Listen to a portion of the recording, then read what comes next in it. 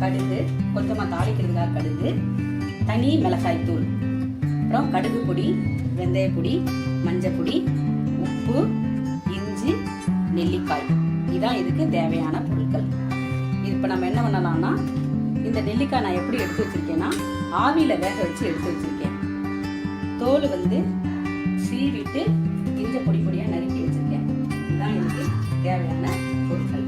இப்போ என்ன பண்ணலாம், இஞ்சியும் நெல்லிக்காயும் மஞ்சள் பொடியும் உப்பு போட்டு மிக்ஸி ஜாரில் அரைச்சி எடுத்துக்கிட்டு அப்புறம் பார்க்கலாம்.